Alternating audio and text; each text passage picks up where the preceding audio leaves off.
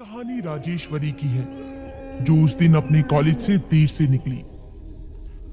दूसरे सेमेस्टर के एग्जाम थे, तो लाइब्रेरी से उसने पढ़ाई पूरी करके देरी से निकलने की सोची। रात भी काफी हो चुकी थी और उसे अपनी मां की डांट का भी डर सताने लगा था। रास्ता काफी सुनसान था और दूर दूर तक किसी भी शख्स के होने का वजूद उस रास्ते पर महसूस नहीं हो रहा था। राजेश्वरी ने यह देखकर अपने कदम तेजी से लेने शुरू कर दिए। रात काफी गहरी हो चुकी थी, लेकिन राजेश्वरी अब भी अपने घर नहीं पहुंची थी। रास्ता खराब होने की वजह से उसे घर जाने के लिए कोई गाड़ी भी नहीं मिल रही थी। दूर तक गुप्त अंधेरा था, मानो जैसे अमावस्या की काली रात हो। ये सब देखकर राजेश्वरी डरने लगी। तभी अचानक उसे ये एहसास हुआ कि कोई उसका पीछा कर रहा है। किसी और के कदमों की आहट सुनकर राजेश्वरी ने भी अपने कदम तेजी से लेने शुरू कर दिए। राजेश्वरी इतना डर गई कि उसने भागना शुरू कर दिया। पर वो अकेली नहीं भाग रही थी, कोई और भी था जो राजेश्वरी के साथ साथ भाग रहा था। ये महसूस कर राजेश्वरी डर से पसीना पसीना हो गई। उसे बस यही समझ आ रहा था कि कैसे भी करके उसे अपने घर पहुंचना है। लेकिन अचानक राजेश्वरी के सामने आकर किसी ने उसका रास्ता रोक दिया। राजेश्वरी की मानो सांसें रुक गई। वो डर से कांपने लगी। हाँ, अरे सुमित, तुम डर गई ना?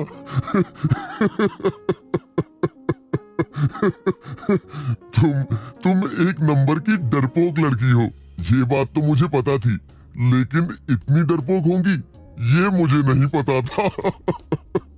ओह शट अप! तुम्हें हंसी आ रही है और मेरी यहां जान निकल गई। सुमित राजेश्वरी का बॉयफ्रेंड था। उसने पहले ही राजेश्वरी को कॉलेज से अकेले जाते हुए देख लिया था और उसी समय उसने राजेश्वरी को डराने का प्लान बनाया। राजेश्वरी और सुमित ने एक साथ चलना शुरू कर दिया। चलते चलते सुमित ने राजेश्वरी को वो रात उसके साथ गुजारने के लिए कहा। पहले तो राजेश्वरी ने मना कर दिया, लेकिन सुमित के बार बार जिद करने पर वो उसके साथ चलने के लिए तैयार हो गई।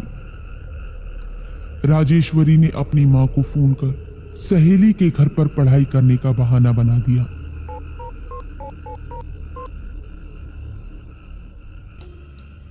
अब हेलो मां, आज मैं रीटा के घर ही रुकूंगी। क्यों, क्या हुआ? वो कल कॉलेज में प्रैक्टिकल्स है ना, तो उसी के लिए हम दोनों पढ़ाई करने के बारे में सोच रहे हैं। ठीक है, लेकिन ज्यादा उछल कूद मत करना। और हाँ, पढ़ाई करने गई हो, पढ़ाई ही करना, दूसरे काम में मत लग जाना। ठीक है माँ। सुमित राजेश्वरी को अपने घर के पीछे के तहखाने में ले गया। हाँ, अरे तुम मुझे यहाँ क्यों लेकर आए हो? तो क्या तुम्हें घर ले जाकर मुझे अपने मम्मी पापा से मार खानी है? दोनों ने काफी देर तक एक दूसरे से बात की।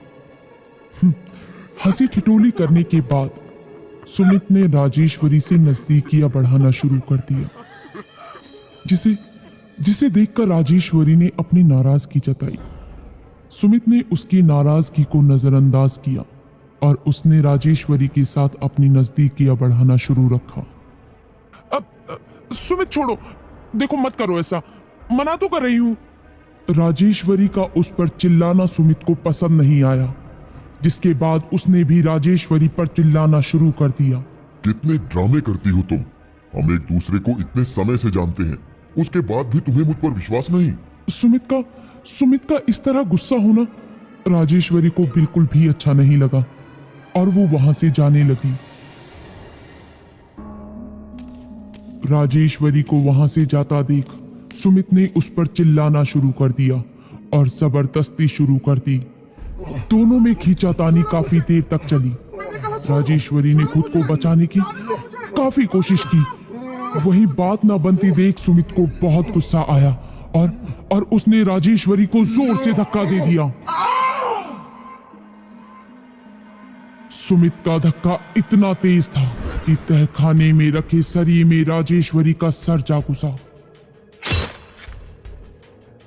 और उसकी उसी समय मृत्यु हो गई। राजेश्वरी को मरा हुआ देख सुमित की हालत खराब हो गई। उसे कुछ समझ ही नहीं आ रहा था कि वो अब क्या करे। हे भगवान, ये क्या कर दिया मैंने? अब मैं क्या करूं? ये क्या हो गया मुझसे? सुमित की सांस फूलने लगी। उसकी जान मानो हलक में अटक गई हो। वो बस अपने आप को बचाने के उपाय सोचने लगा। राजेश्वरी, जिस राजेश्वरी से वो बेइंतहा मोहब्बत करने की बातें किया करता था, आज वो उसी की लाश को ठिकाने लगाने की जद्दोजहद में लगा हुआ था। राजेश्वरी की लाश को ठिकाने लगाने के लिए सुमित ने एक लोहे का बक्सा निकालकर उसमें लाश को डाल दिया। फिर जंगल की तरफ वो उस लाश को खींचकर ले जाने लगा। जंगल के बीचों बीच पहुंचकर उसने लाश को दफनाने के लिए एक बहुत ही गहरा गड्ढा खोदना शुरू किया। काफी देर की मशक्कत के बाद उसने राजेश्वरी की लाश को उसी गड्ढे में डाल दिया। सुमित के हाथ खून से काफी लथपथ हो चुके थे।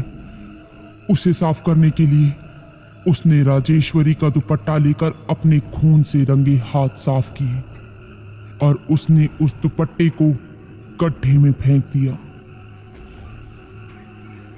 आखिरकार उसने राजेश्वरी की लाश को दफना दिया। राजेश्वरी के साथ किए गए गुनाह के सदमे से वो अब भी बाहर नहीं आया था।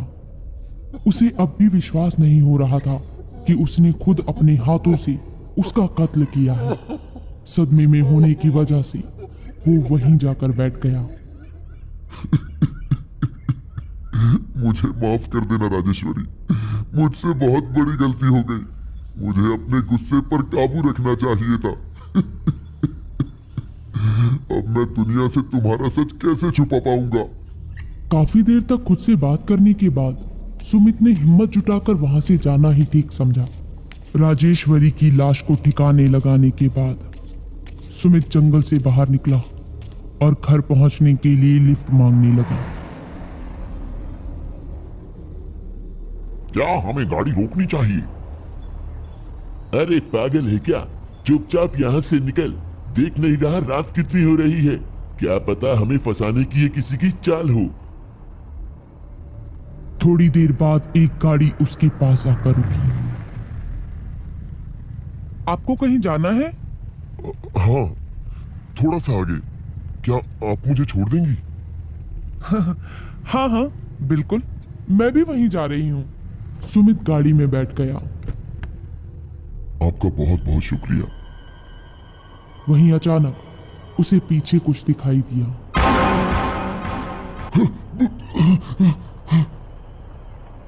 लड़की ने सुमित का घबराया हुआ चेहरा देख उससे इसकी वजह पूछी, जिसके बाद सुमित ने बेतुका सा बहाना बनाकर बात को टालने की कोशिश की। इतनी तो गर्मी भी नहीं है जिससे आप पसीना पसीना हो रखे हैं। जॉगिंग करने आया था, इसी वजह से ऐसा हो रहा है। चलो कोई बात नहीं।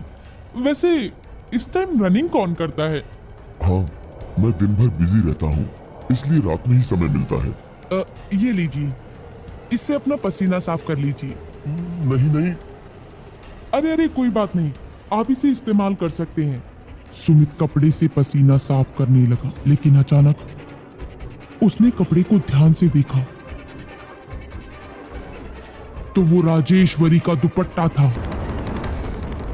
उसने हिम्मत जुटाकर लड़की की तरफ देखा। क्या हुआ सुमित?